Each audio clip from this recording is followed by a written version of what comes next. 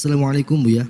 Waalaikumsalam warahmatullahi wabarakatuh. Marak beredar tentang sedekah di media sosial akhir-akhir ini. Apalagi bersedekah dengan maksud mendapatkan balasan.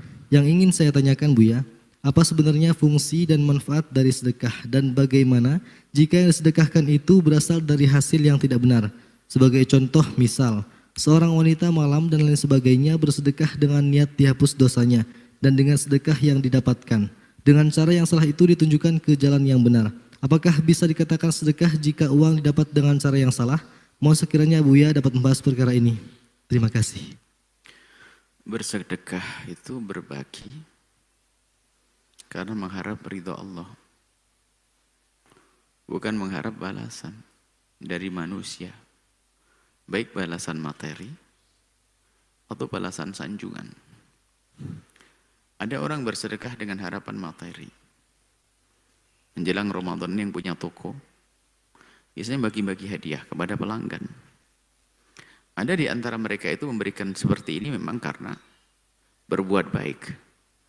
Tapi ada itu memang dalam aturan bisnis.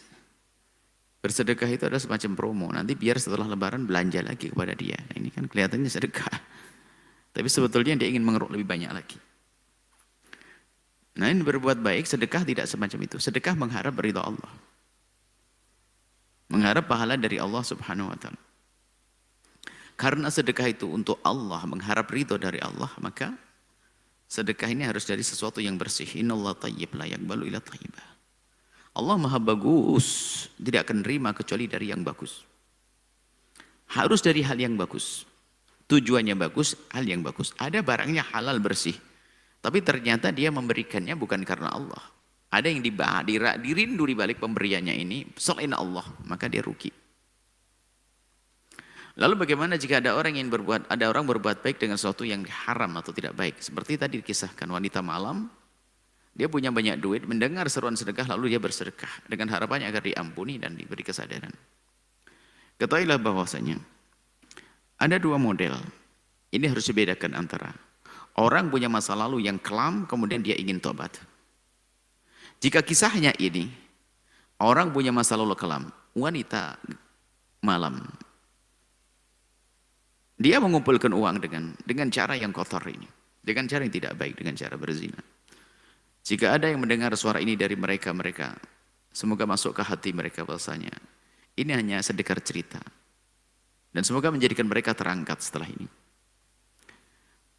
Bukan penghinaan kepada mereka, tidak. Ini menyebutkan ada wanita malam misalnya bagaimana di masa lalunya dia adalah melakukan atau mencari duit dengan cara haram.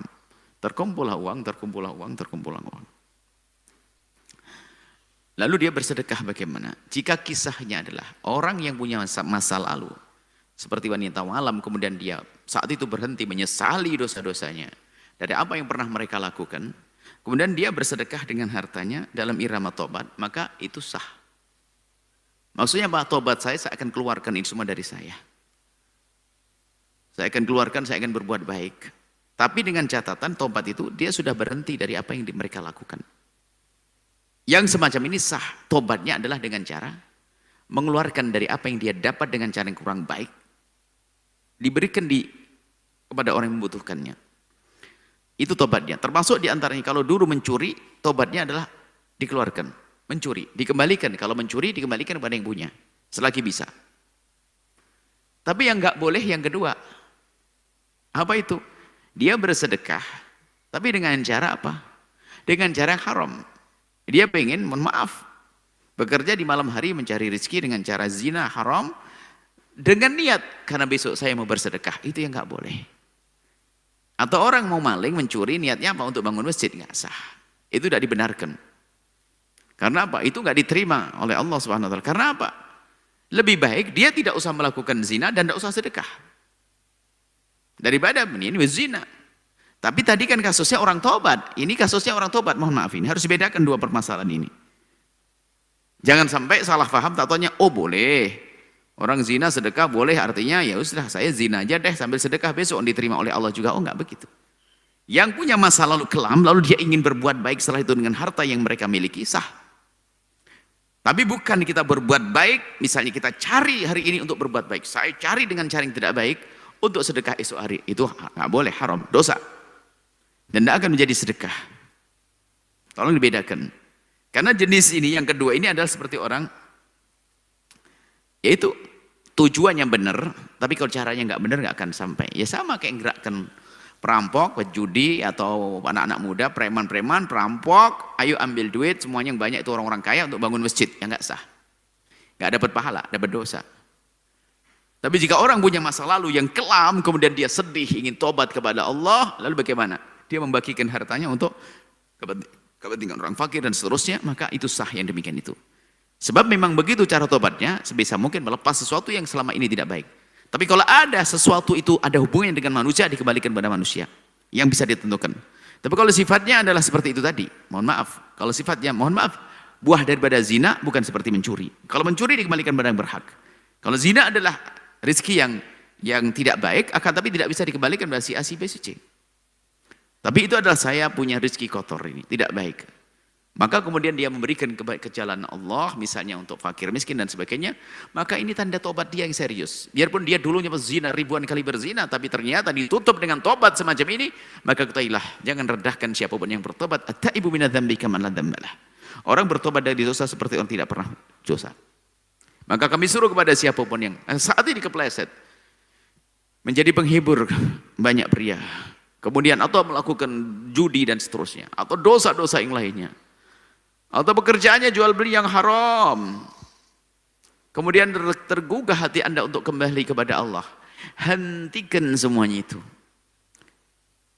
Kemudian harta yang sudah Anda kumpulkan gunakan untuk kebaikan, itu tanda tobat Anda. Ya, seperti itu memang tobatnya. Tapi jangan seperti yang kedua, ingin berbuat baik ternyata sambil melakukan keharaman, menunjukkan dia tidak kenal Allah yang sesungguhnya.